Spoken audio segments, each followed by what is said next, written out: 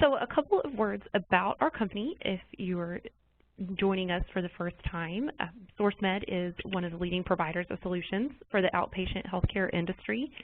In addition to our therapy software and services, we also serve the ambulatory surgery healthcare market and also other outpatient facilities across the country. And we have in various respects for over 30 years.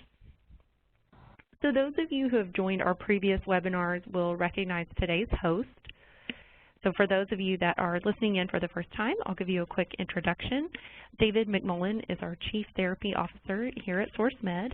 He is a licensed physical therapist and has over 20 years of experience in a variety of healthcare settings.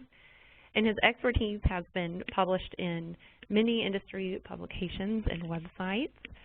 He was also one of the chief architects behind our Therapy Source software, and he continues to be our resident expert on all things PT. So with that, I will turn it over to David to catch you up on what's new and coming soon in the therapy space. So David, it's over to you. Thank you, Megan. Megan, can you hear me okay? I can. Excellent. Well, welcome everybody. Good morning and starting to be maybe a little bit of afternoon or heading into the afternoon for the folks on the East Coast. I'm going to apologize right up front. For some reason in the last day and a half, I've caught some sort of a weird summer cold. So I'm a little bit nasally, but I have a bottle of water nearby. It's quite surprising. We titled this presentation sort of New Releases and Coming Soon, with a sort of a summer movie blockbuster theme. And actually, I wasn't too sure how much material we would have in March for the second quarter from a regulatory perspective, but it was an awful lot of activity near the end of March and in April and even into May that has given us enough to cover a number of things in general, and some other updates we'll want to make sure you're aware of. So I'm going to talk a little bit about ICD-10 and some changes that are proposed, but we're pretty much definitively will be coming. You want to make sure you're aware. Talk about the update quality program as part of MACRA that was announced just within the last month. Probably going to focus a lot more on the MIPS, or the merit-based incentive payment system, versus the alternative payment methodologies and programs, but we'll talk a lot about that, what that means from a physical therapy, occupational therapy, speech therapy, outpatient rehab in general. A little update on the comprehensive joint replacement payment model that's underway and started, and what that means, what's happening with it, and what that means for us in the therapy space particularly, and maybe even some opportunities that I think exist with respect to that for us. And then a few general regulatory things about stuff you need to be aware of, and also stuff that's coming imminently in the next, between now and when we do our third quarter update. And then of course, at the end I've got resources, so links to most, if not all, of the sources of information from the number of things that I participated in, read, and stayed up on to provide you. So with that, we'll go ahead and jump in. So from an ICD-10 update, obviously we went through that conversion last year, and what we thought, it kind of ended up being a little bit of Y2K-ish. We thought it was going to be horrific, and it actually turned out to be not too bad. By and large, denials and everything are about the same for most people. A lot of education on coding, et cetera. But we do know one thing with the recent announcement from the CDC that came up, it came a little bit early, that the code freeze is over. So almost a 4 or 5 year freeze on ICD-10 codes basically has been lifted. And with that, we've got a lot of code changes. So the snow has melted, it's thawing away, and here we're getting back into the diagnosis code status and updates. So what we see have been proposed just recently for going into 2017, and these codes will be effective at the, going into the fourth quarter. So there's 1,943 new codes. So quite a few new codes. And a lot of those, there's quite a few codes actually that will pertain to us, or could pertain to us, because a number of those codes are actually in the M and S chapter. I think there's almost just under 700 of those codes that are new, that are in the S chapter, which is the injury chapter, which a lot of us reference on a daily basis, and there's about 150 odd new M codes in the musculoskeletal soft tissue condition chapter, the M chapter. So a fair amount of codes. So we combined, that's nearly 900 plus, or almost half of the new codes are in chapters that pertain to us. Most of the changes are not significant, so I don't think it's going to be a burdensome change, but obviously there's a number of new codes. I'm going to jump kind of down to the deleted codes. So there's not a horrific number of deleted codes, just redundant codes, codes that weren't specific enough, et cetera. And I've got on this page and in the resources, just so you know, if you want to get a head start or look at it, there's a link to the download of all the new codes. I think it's in a text file or Excel file. You can easily sort and look through it. And obviously that's something we'll be providing as an update prior to the October date. There's 422 sort of revised codes, so going from one code being revised. And a big chunk of the revised codes themselves are really just adding some verbiage, being a little bit more specific. A very large portion of the revised codes are where there was just a more generic unspecified code. Now there's an unspecified left, there's an unspecified right for every body part in a number of areas. So that makes up a big portion of the revised codes. So I don't think it's overwhelming with the code changes, and feel free to take a look at those, see what you think, see how many you think are really going to pertain, to your space from a PTOT space perspective. But there are a number of, as I said, in the S chapter and in the M chapter, but I don't think it's going to be horrific by any means for us to deal with, but you need to be aware of it. So while we stay on the ICD-10 chapter, there's a little bit of a grace period from a denials perspective, obviously still in play, but we don't want to get lackadaisy with ICD-10. Obviously with the changes coming, and as we get further along using ICD-10, there's a number of things that I hope that everybody's kind of doing, right, that you should be proactively managing. Because as we're going to get into later, when we get into MIPS or the quality programs that are coming down from Medicare, et cetera, and even to the comprehensive joint replacement payment model, the diagnosis codes are going to start playing a bigger and bigger role. That's part of the reason to move to 10 was to have that specificity in the codes from a data perspective and be able to use that data to drive quality and outcomes for our patients. So some of the things that I expect you, if you're not doing these things, that I recommend you start doing these things. And that is, start looking at the average number of ICD-10 codes you have on a patient's case or patient's, care that you're currently seeing.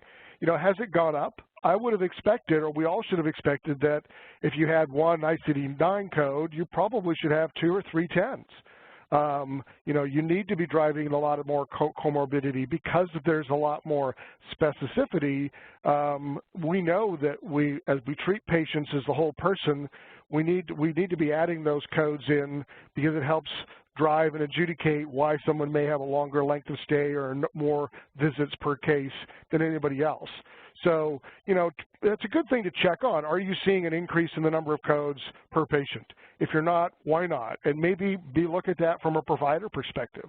Like maybe some providers are doing that and some are not. I know initially I looked at a number of different things after 10 went into place last year, and it looked like in some areas there was a huge spike.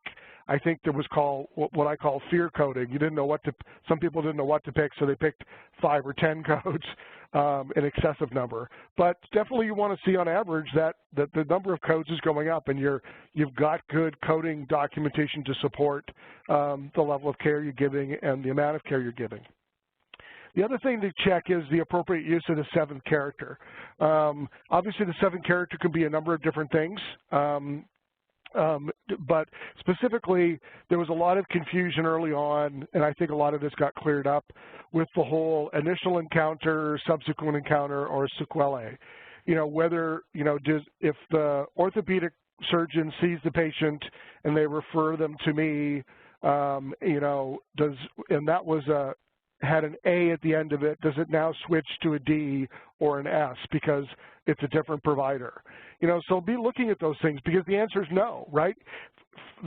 Even if a physician is seeing a patient for a specific condition and they end up going to another physician for the same condition, they're still being treated for that condition. So follow the acuteness of that condition dictates whether there's an A, a D, or an S. And so, are we doing that? You want to make sure you're not adding an A code for initial encounter on the eval, and then on follow-up visits, someone's now coding it as a subsequent. If it's a single case, it stays the same. It shouldn't be changing. Good things to check.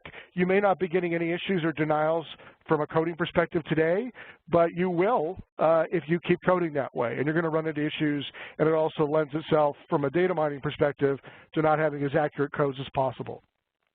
The other thing that you should be checking is overuse of unspecified codes. We were able to get away with, as an industry, a pretty big use of using non-specific or unspecified codes in the ICD-10 world.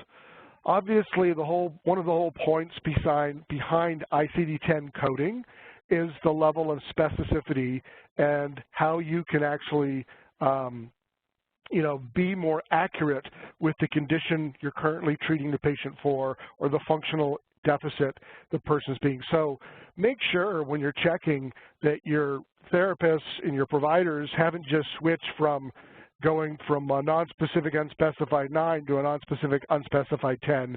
Make sure they're using less and less unspecified codes.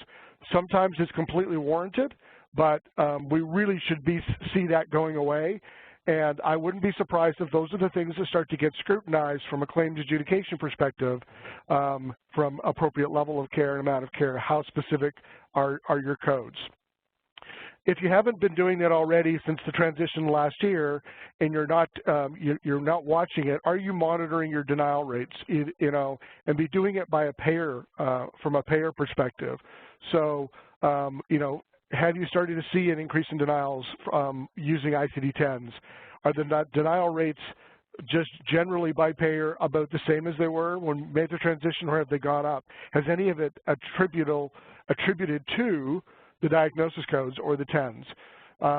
As we get out of some of this grace period that the AMA helped us kind of win over with the transition, these are things that better to stay proactively ahead. Just not wait till your denial rates start to go up as some of the payers start to really enforce more accurate coding from a diagnosis perspective. And then kind of finally, just another little tip is, the local coverage determination, national coverage determination changes related to the diagnosis codes. Tracking those are going to start, as those are rolling out, via the MACs, et cetera. You want to stay on top of those things and to see, are you seeing impacts to those where you could be using a more specific code? Again, going to that code specificity and making sure that's not having an impact on you, and trying to stay proactive. So just a handful of sort of proactive tips for you to be looking at now, particularly as we start to get into, almost 2,000 codes changing or additions as we start flexing our muscle with the 2017 codes coming, as you prepare. Good preparations to be doing well in advance. So we're going to switch topics now to MACRA and start talking about some of the news. Obviously, the Medicare Access and CHIP Reauthorization Act of 2015, or MACRA, is a pretty significant thing, right? Because it basically gave the government the ability to institute some of these new programs without having to go through legislation, right? So it gave them a fair amount of power to start driving innovation and quality programs and rolling these things out without having to go past some new legislation or get it tied up politically.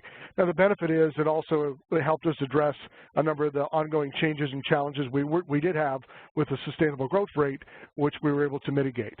But one of the big things that they announced on April 27th, on Wednesday, was, the first proposed rule all around the new quality program, which was, the sort of the framework, for how they're going to start to look at the new MIPS, in the alternative payment model. So it's a big step towards starting to mandate new payment system that's based on quality and outcomes, and as they really start phasing out the whole fee-for-service. So like that big light at the end of the tunnel where we see quality about to replace fee-for-service, the light's getting bigger and bigger, and a pretty big step with respect to it. We added the link here, and it's also in the resource section of the slides in the deck that you'll get a copy of. But it's big. It's 962 pages. I have reviewed it relatively significantly. I will not tell you that I have read it page by page. It's overwhelming, really. It really is. And so now the good thing is it doesn't hit us next year like it hits the physicians, but it is pretty overwhelming. As a matter of fact, some of the feedback that we started to see, or I started to see, there's a number of healthcare entities and thought leaders in the space that started to provide feedback.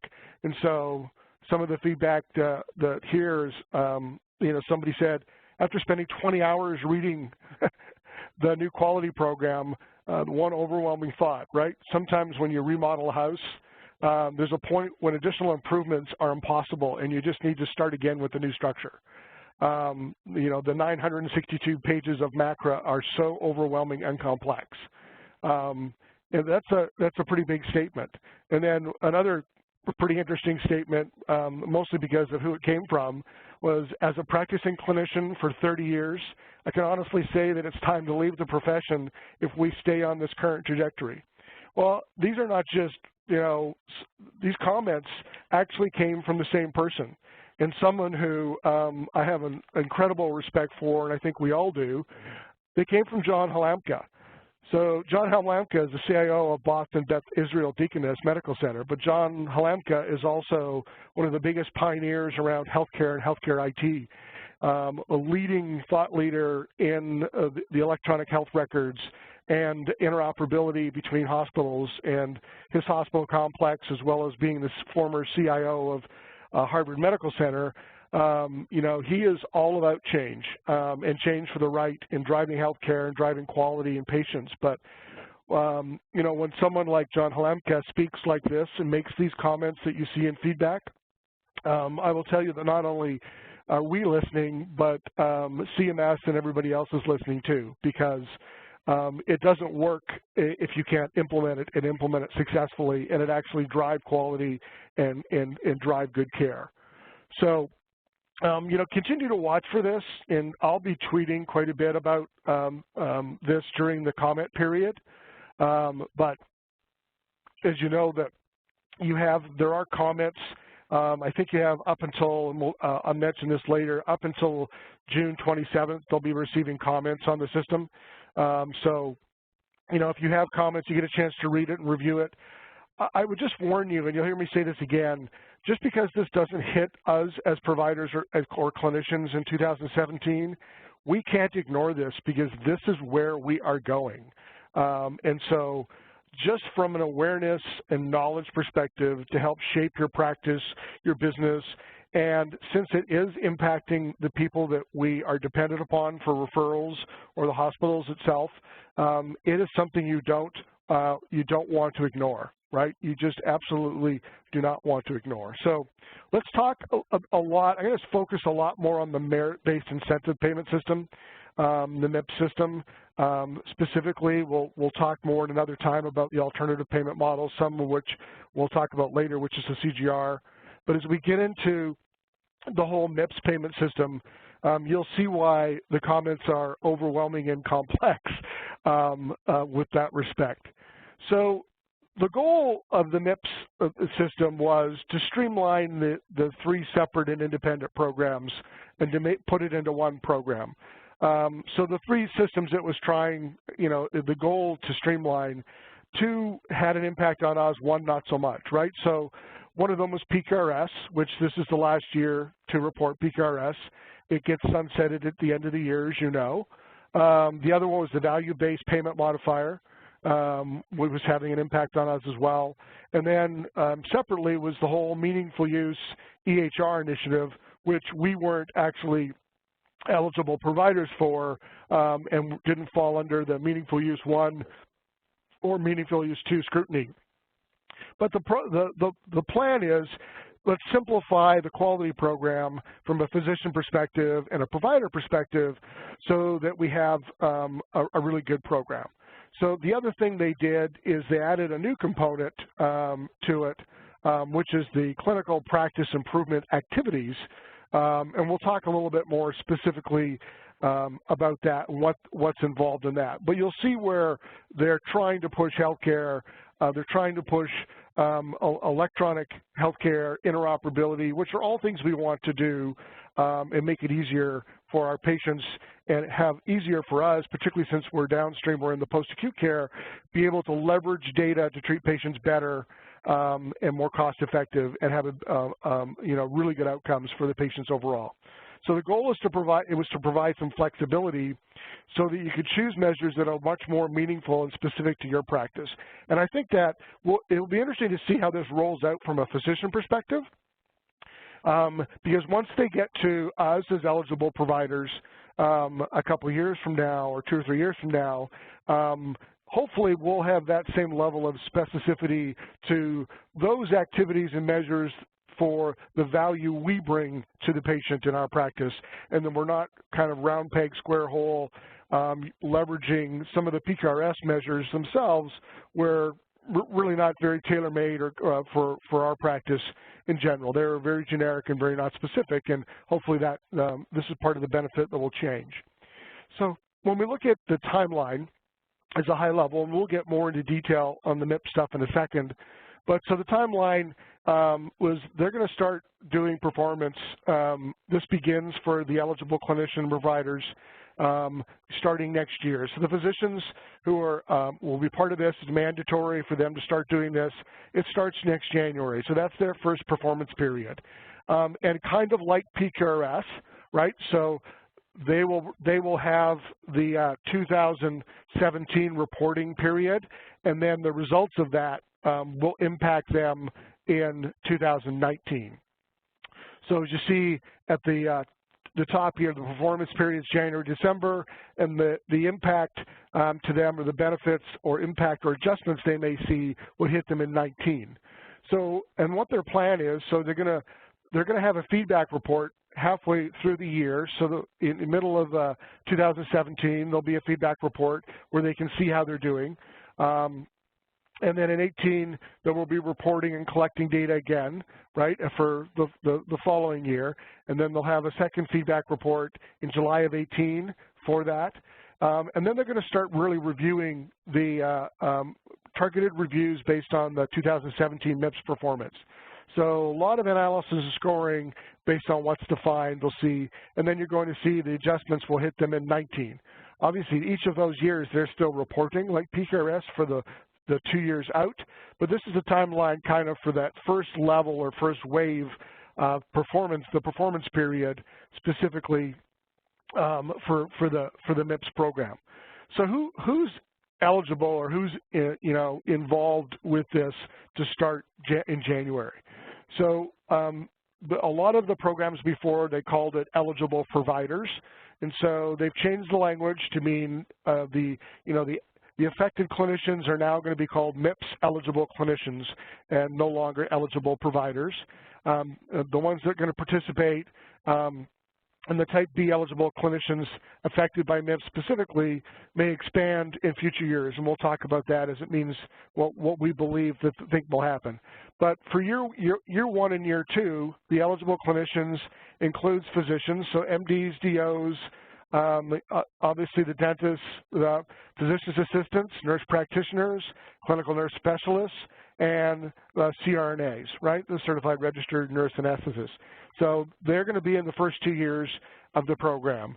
And then in years 3 greater, the Secretary has the ability to broaden the eligible clinicians group to include others such as us. And these are named and defined, right? The physical therapy, occupational therapy, speech and language pathologists, audiologists, nurse midwives, clinical social workers, clinical psychologists, dietitians, nutritional professionals, etc. So the earliest we would be eligible or be required to participate is not going to be before 2019. It may not even be in 2019. It may go to 2020. They are going to expand it, but it's going to depend on how the program goes and what tweaks they need to make to the program going forward. So you really do want to keep an eye on this and an active eye on this and how it's going, because just like PQRS, where PQRS was very voluntary for a period of time, and I don't know if you remember, but when PQRS started, the level of participation on the bonus side was negligible from outpatient rehab, just absolutely like sub-single-digit percentage participation. Once the penalties started to kick in, we started to see a ramp in participation. In the last 2 or 3 years, participation has really grown almost exponentially in PQRS. Well, this program around, you know, as we get expanded and they kind of refine the program over the next 2 years, there's not going to be this sort of soft sell. It's going to be, once it's required, you're either going to get a bonus or you could get a penalty, right? So, you know, being able to watch this, even potentially participate, and I'll talk a little bit more about that, is something you don't want to ignore from your practice perspective and from your clinical education perspective, just to be keeping abreast of this. So let's talk a little bit more about these categories, these specific performance categories. So as I get into some of this, I will attempt not to get tongue-tied, but and I was really good at math in school, all through high school and college. But I'll tell you, you may need to be a math or a statistician to really break down this scoring programming capability. But so there's 4 categories, and they're all weighted, right? They're all weighted on a varied scale from 0 to 100. So there's the quality, right, which we're kind of used to, PQRS quality measures. Resource use, which is cost, really resource use and cost. There's the clinical practice improvement activities, which is brand new from a quality perspective, a new component. And then there's the Advancing Care Initiative, which is the meaningful use, sort of renamed to be more, from Medicare's perspective, CMS perspective, to be more appropriate or in line.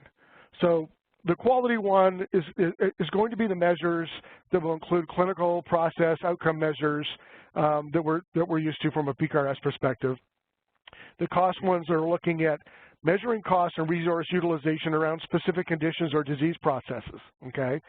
The clinical improvements category is a new one, and it's going to encompass stuff as practice access, population management. You know, you keep hearing population health, right? Population management, care coordination. So care coordination across practices are going to be things. And what they dub as beneficiary engagement, obviously when you think of the Medicare patients as Medicare beneficiaries, so this whole patient engagement, or the buzz you hear about patient engagement, is going to be part of that clinical practice improvement activities that they want to start seeing people. And then the advancing care information, replacing meaningful use, is the next one. And they all combine in different scores and different tallies to come up with this composite performance score, which will then be assessed to dictate whether you get where you stand from a percentage gain or loss. And we'll talk more about that in a second. Hopefully I haven't lost you yet. But so how they're weighting this, I think when we talked in the first quarter, I think we thought it was going to be 45% quality, and so this is what they're proposing in the proposal. It's going to be 50% quality measures, 25% is going to be around sort of that meaningful use, advancing care information, 15% in this new component, this clinical practice improvements component, and then the resource utilization of the cost is going to be 10%. So that's how it's going to be weighted. So a little bit more about some of these measures. So the quality measures, as we said, are 50% of the total score in year one. Now, the reason I've bullet pointed year one is because right now that's all we know, right? All we know is the proposal is for quality measures to be 50% of the total score in year one. So come year two, that may be changed. It may be less, it may be more, and that's the same for all of these. So all we know right now from the proposed rule is that's the percentage that's going to be allocated to them, to each of these four components for the first year scoring.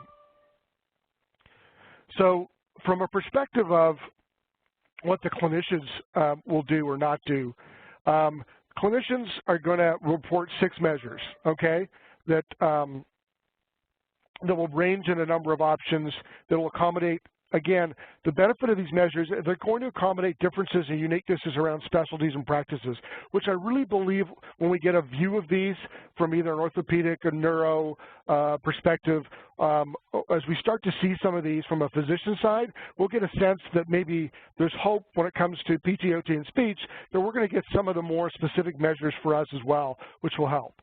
Some of the key changes, it reduces the measures that we used to have to report up to a maximum of 9. It drops it down to 6. There's an emphasis on an outcome measure. So there's a cross-cutting measure that you're going to have to do, as we talked about before, similar to PQRS, and there has to be at least one outcome measure. A lot of priority is going to be given to outcomes around the quality measures, and we need to be aware of that. On the advancing care stuff, that's kind of new for us, but we need to keep an eye on it because we've always thought meaningful use doesn't apply to us. So the downside was we didn't get the benefit of the EHR incentives because we weren't eligible providers. But now as we're moving, as this is kind of being rebranded and renamed, you know, on leveraging and using technology in your practice, you know, particularly from interoperability, so care coordination, et cetera. This is going to be something that by the time we get involved in this, we're going to, unfortunately, I don't think we're going to have the incentives that the physicians had, but this is something that we're going to have to be doing. And if you're still on paper today, you need to be putting plans, and we'll talk more about that. You are not going to be able to survive, not just from a Medicare perspective, without being on an electronic medical record, an electronic health record. You know, to be able to, whether it's direct access, referral business, you're going to have that. So some of the big changes they had from the meaningful use stuff was they kind of dropped this whole all or nothing threshold for measurements. They removed some redundant measurements they had, which is good from the physician side. They also eliminated the CPOE, or clinical provider order entry, and some of the clinical decision support objectives out of the advanced care initiatives, and they reduced the number of specific registries they had to report to. They had a number of different reporting registries, so not just capture it, but then they had to report to a number of different entities all at the same time. So that's going to be a good thing. On the clinical practice improvements activities, those things, as I said, they're really driving around improvements that really help the patient.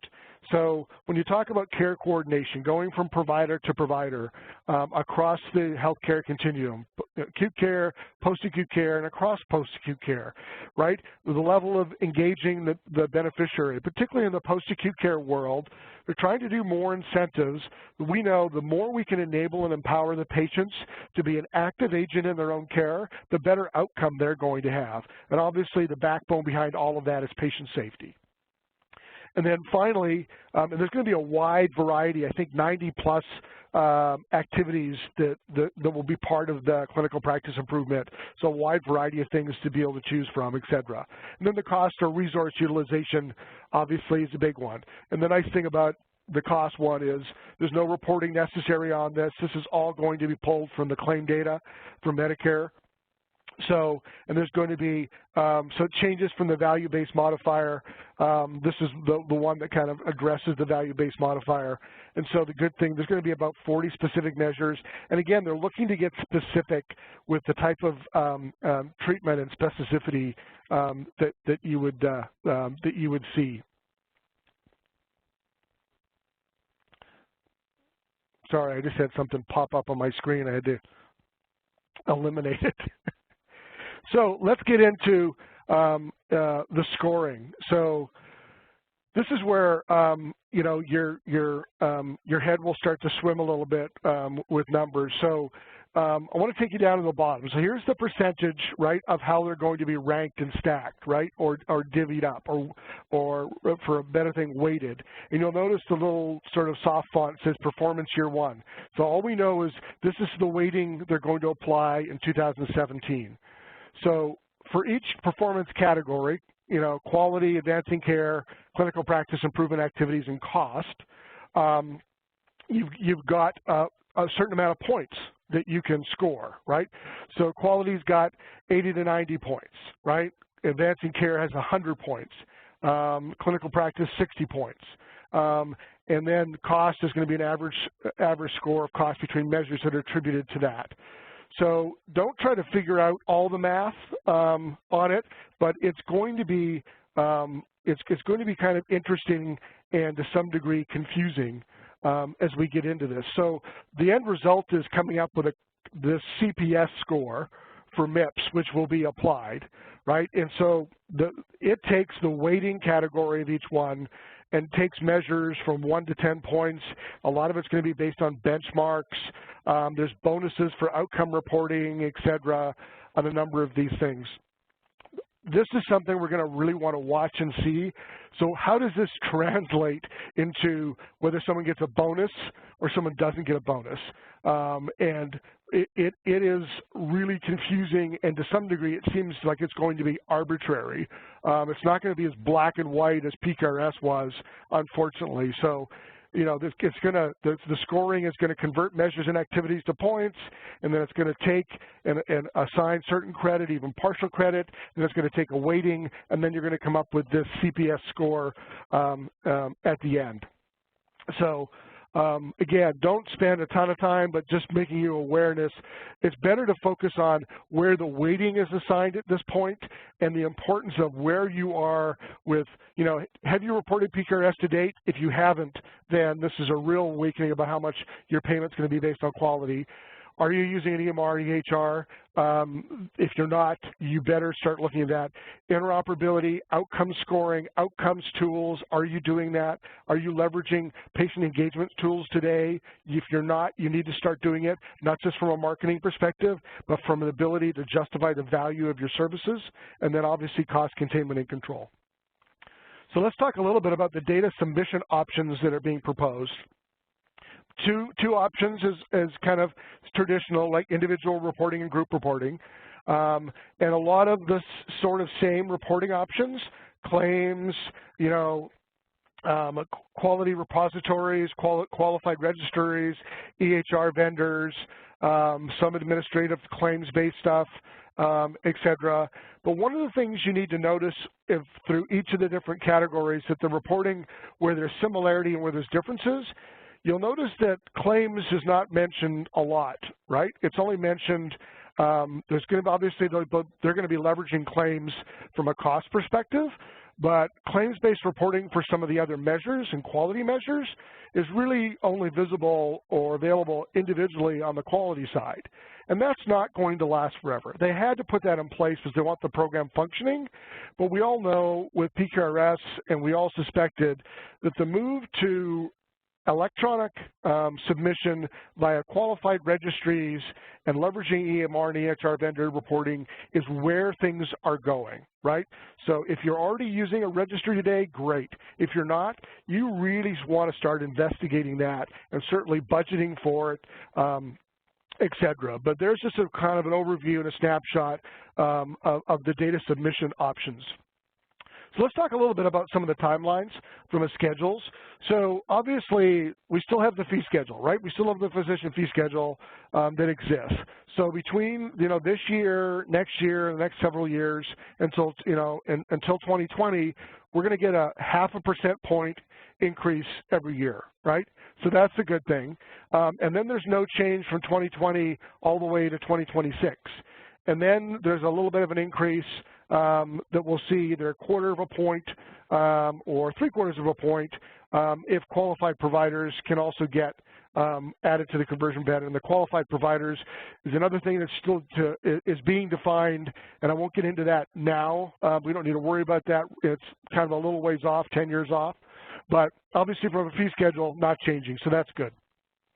So when you look at the MIPS adjustments and the fee schedule and the alternative payment models and the qualified providers provided in that all together, you're going to start to see, so from our perspective, fee schedule stays the same through the next 3 or 4 years. The max adjust, so the adjustment physicians are going to see from the 2017 reporting is up or down 4%, right? And then it goes to 5 for 2020, right? And then it goes on 2021, 7%. So if we get named as eligible providers in 2019, we're going to come in around this plus or minus 7%. Well, that's a pretty big percentage. I don't know if any of you are suffering from the 2014 PQRS reporting challenges, which meant you've got if you didn't successfully report in 2014 on PQRS, you have a 2016 2% reduction.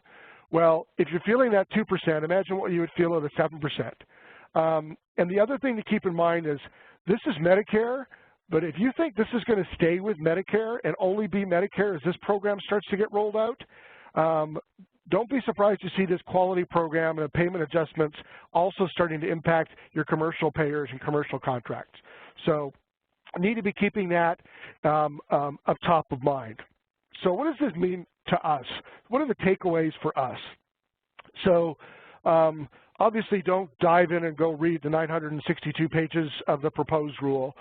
Pay attention to the comments, okay, that are going to come between now and June 27th. That's important. More than likely, this is going to be included in the physician fee schedule rule that's going to come out, the proposed rule. There'll be more updates to it, right? That will be probably more detail that's going to come out in July. We'll talk about that in a second. But this is going to be finalized, so be paying attention or have somebody in your organization or your clinic that's kind of watching this and providing updates as well. I'd love to have you guys attend my stuff, but once a quarter is really not enough to stay on top of what's happening with this in the industry. So when we talk about us, data collection is going to be critical. The ability to collect data and provide data from a cost perspective and an outcomes perspective, you're going to have a really good handle on that, right? And we'll talk about that with the CJR too. So you really, do you have the tools and the means to be able to collect data efficiently and provide data and also distribute data and be able to analyze it? That is going to be key. Keeping up to speed with EHRs, EMRs. If you're not on an EMR, EHR today, you need to be immediately starting to pursue one or budgeting one at minimum this year or next year. We can't survive on paper with these programs that are coming down. There's no way. As a matter of fact, we're already starting to see some of the meaningful use impact at a number of providers where our referral sources are saying, if I can't send you referrals electronically, I don't know if I'm going to send you referrals.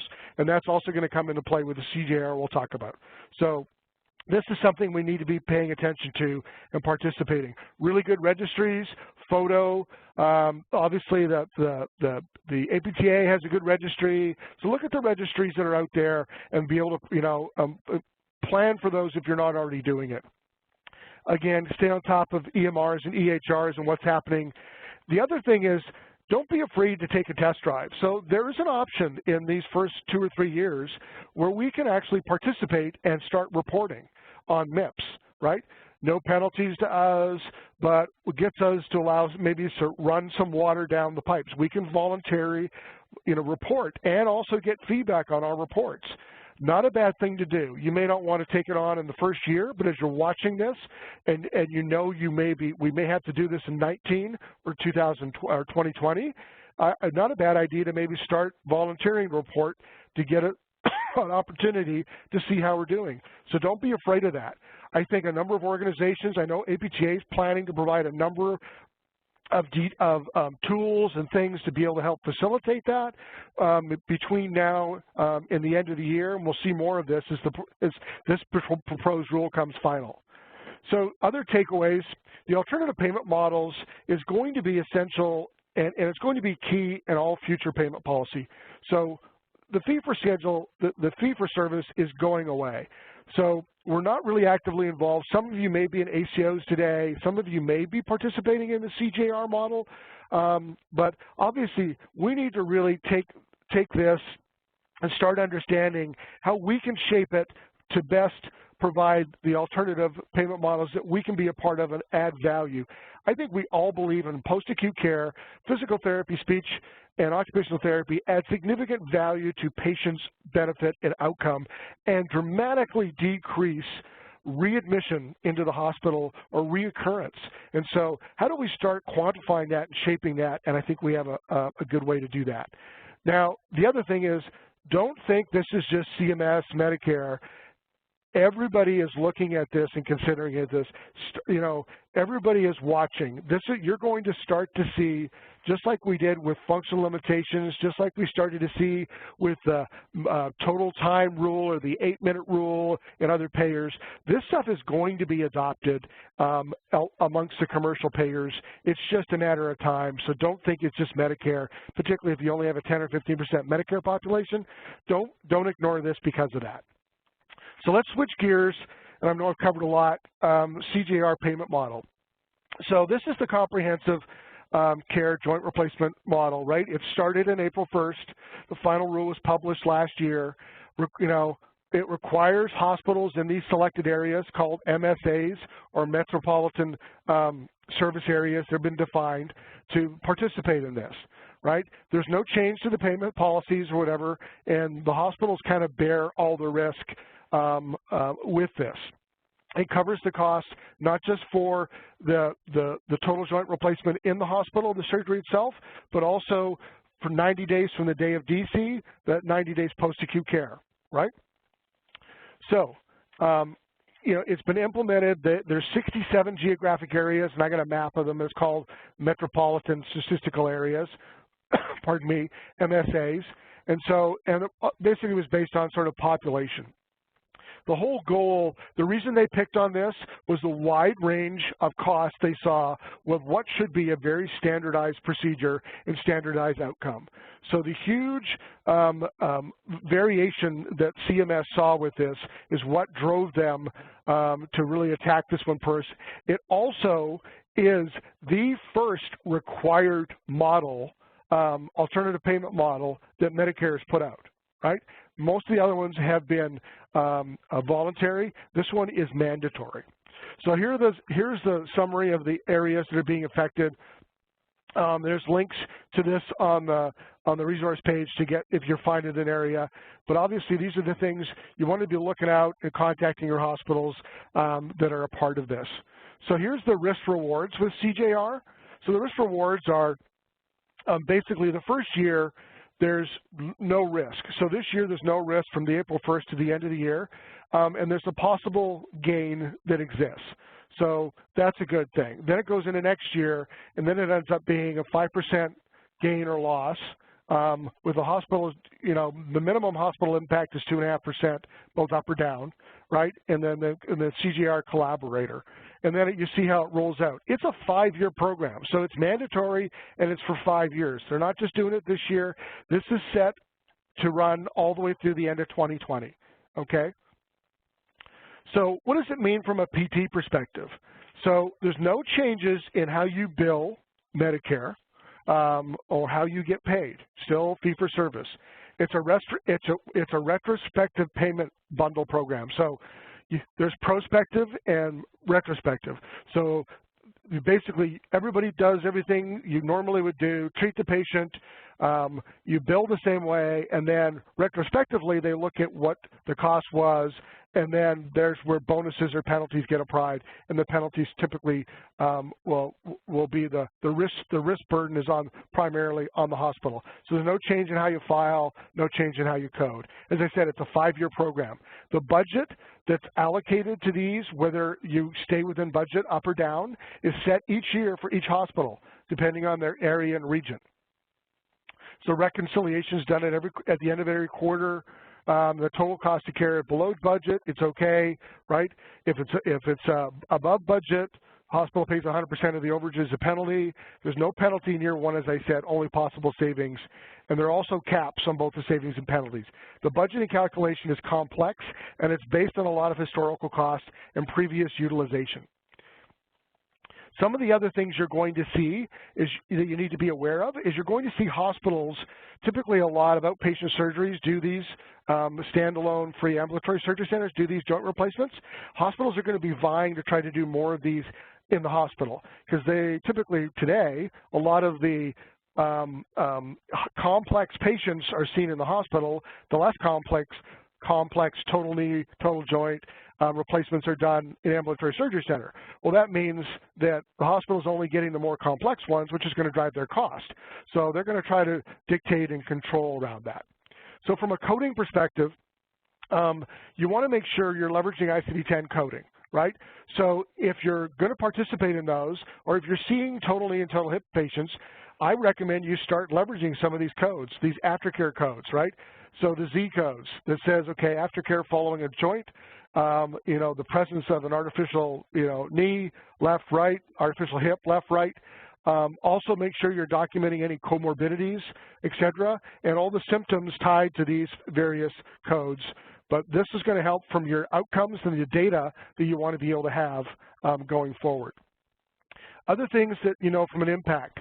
So these bundled payments scenarios like CJR are not going away. There's already more being planned. Not all of them may dramatically impact us right away from an outpatient rehab perspective, but there are more that will be coming. Again, this is the first mandatory one, but more will come, and there'll probably be more mandatory ones as they try to control costs with these, the wide variety they see. Hospitals are going to attempt to manage and control post-acute care treatment. They are not allowed to directly influence where patients go. The beneficiaries have absolute right to choose where they go for rehab, right?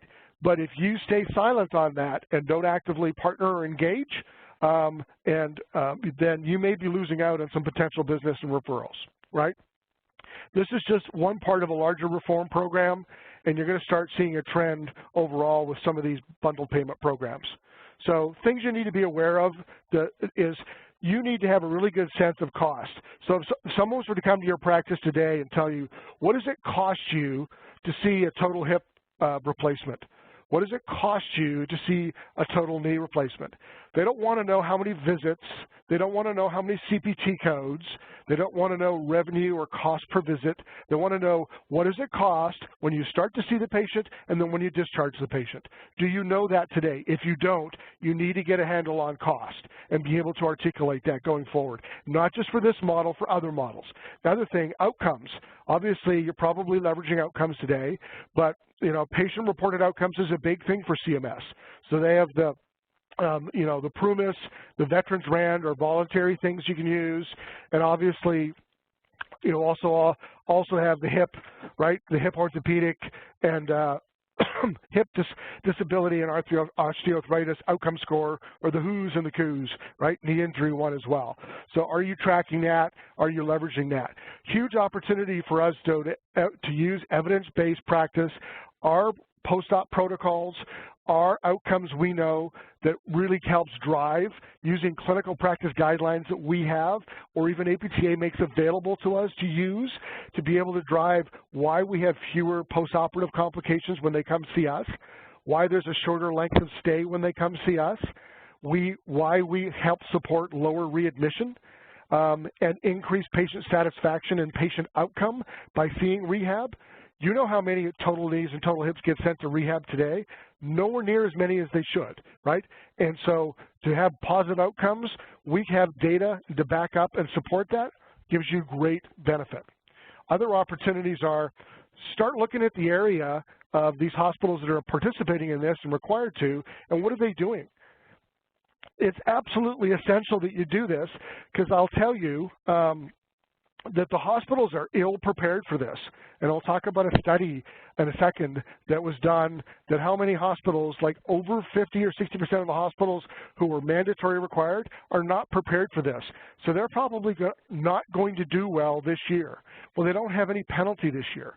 So don't think it's too late to start playing or to start engaging and dialoguing with these hospitals to build rapport as to why you are a good option for them as an outpatient provider. What, again, data, costs, patient satisfaction, patient engagement tools you have. Engage them. The hospitals are either going to assign someone to manage this utilization post-acute care, or they're going to hire somebody outside to help them manage it. Maybe you could be actively involved in doing that.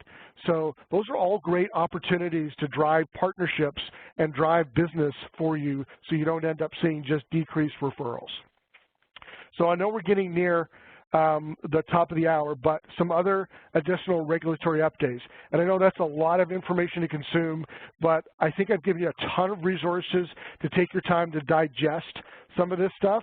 And I'm going to try to get a lot more active on Twitter and some of our blog stuff with all the CJR stuff that's coming out and the MIPS stuff. So don't feel, if you didn't get a good sense of it today, that you didn't get what you needed. So some other things just to be aware of. So we also still have the whole payment reform stuff that's coming and timeline. So sometime in July, probably around the middle of July, they're going to publish the proposed 2017 Medicare physician fee schedule. So be aware of that. That is going to include new physical therapy and occupational therapy evaluation and reevaluation codes. So the new reeval and eval codes are probably more than likely going to be in that proposal. I'll be tweeting about it and putting it out there. I know APTA is on top of it as well, but just, be aware that's coming, right? That's kind of one of those coming soon, blockbuster coming soon. And then on the time frame, obviously October, November is when that fee schedule is going to be finalized. So they'll be taking the comments, et cetera. And so we know sometime in November, we're going to have a final fee schedule with these new codes and the values and RVUs associated to these new codes that are going to be used. And then come January 1st next year, we're going to probably see the 9701, 02, 03, 04 deleted and replaced with these new eval and re-eval codes. Obviously, us as a healthcare provider, from a software perspective and services perspective, we're already preparing for this. We've already also done things to prepare you for CJR by adding the ability to tag and track these total hip patients. So we're staying ahead of the game to provide you tools and mechanisms to play in this space, both from a MIPS, CJR, and these performance things changes. But you need to be aware of them and prepare for them to see what budget impacts they may have or not as we move down the payment reform timeline. Other things I wanted to touch on to be aware of, and it's hard to ignore some of this stuff. So, the OCR launched phase 2 of the HIPAA audit program. Not a big thing to be worried about, right? They're going to do about 200 audits this year, 50 on-site audits and 150 desk audits, which they do remotely. That's not a big thing, but I would just tell you that if you're not doing HIPAA auditing within your own organizations or really taking privacy and security seriously within your organization from a process perspective, you need to be, because this is going to continue as the technology advances and there's more technology, so are the more constraints, right? Everybody's heard about the ransomware stuff that's gone on, but look at that number, 209 million in payments of ransomware in the first quarter alone, compared to 24 million the previous year, right? And so there's a ton of, and part of the reason for that is that other comment, that bullet point, is the value of medical information, particularly an EHR record for a patient, is 10 times or greater than just credit card information. Because it gives them so much more information on the black market, and where there's value, that's where the attacks will come. So there's lots of things you can be doing, and I'll put a tip sheet out later, things you can be doing. Are you staying current on operating systems? Are you still running Windows XP? If you are, it's no longer supported, which means there's no more security patches. Are you using the most current and appropriate browsers? What are you letting people take laptops home or in their car somewhere and leaving them unlocked and available with patient records on them? Do you have encryption data on those laptops so that the data is encrypted even if they get stolen? All of these there's a lot of simple steps you can do to help prevent yourself from these things and attacks, because nobody wants to be doing, being involved in having to announce a breach notification on patient data when we're trying to compete for business.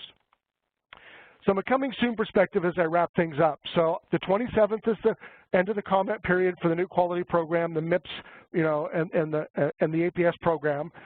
So that wraps up on the 27th for comments. Watch the comments that are coming in. July, we're going to see the new fee schedule, the proposed rule come out, not the final one, but proposed rule. We've already got a date targeted August 18th. It's a Thursday around 11 a.m. Central. Noon Eastern for our third quarterly regulatory webinar. It's going to have a lot of information, obviously. We'll have the proposed rule out. There's going to be a number of other comment periods, more clarity on MIPS, more updates on CJR, and a number of other things as well we're going to include on that as you prepare to go into the fourth quarter.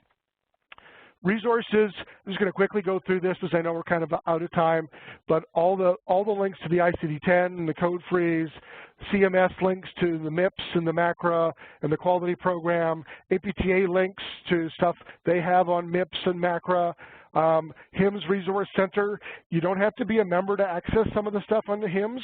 A wealth of information on the HIMSS site. If you don't access it today, it's fantastic for really good one-sheets and stuff. And then obviously Health and Human Services, the links to the register and all the documents if you want some light reading. Then the CJR stuff, I put a number of things. There's some really good stuff on APTA. They put a good FAQ document on CJR. They gave you a contracting checklist.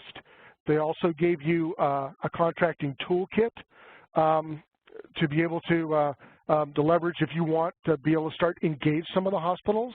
And then on the CMS side, obviously the initiatives that are coming, fact sheets per providers and the final rule, and they have some FAQ. And then I put the Alere Health